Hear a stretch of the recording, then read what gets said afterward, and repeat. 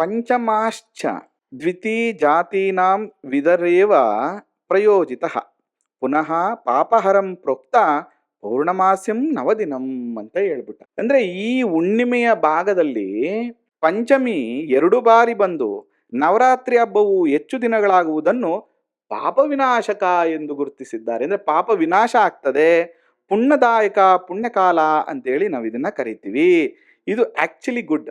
ಅಂದ್ರೆ ವೃದ್ಧಿ ಆಗ್ಬೇಕು, ಕ್ಷಯ ಆಗ್ಬಾರ್ದು. ಈಗ ಎಕ್ಸಾಂಪಲ್ಲು, ಈ ಸೂರ್ಯೋದಯದಲ್ಲೂ ಪಂಚಮಿ ಇಲ್ಲ, ನಾಳಿನ ಸೂರ್ಯೋದಯದಲ್ಲೂ ಪಂಚಮಿ ಇಲ್ಲ, ಇದು ಕ್ಷಯ ಆಗೋಯ್ತು. ಅಂದ್ರೆ ನಮ್ಗೆ 10 ದಿನ ಇರೋದೇನಾಗೋಯ್ತು, 9 ದಿನ ಆಗೋಯ್ತು. ಇಟ್ ಇಸ್ ನೆಗೆಟಿವ್, ಒಳ್ಳೇದಲ್ಲ.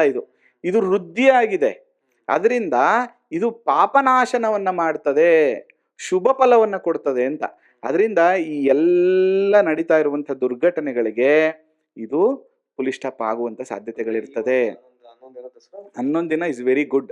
11 ದಿನ ನಡೆಯುವಂತ ದಸರಾ, ವೃದ್ಧಿ ದಸರಾ ಅತ್ಯಂತ ಶುಭದಾಯಕವಾಗಿರುವಂತಹ ದಸರಾ ಆಗ್ತದೆ.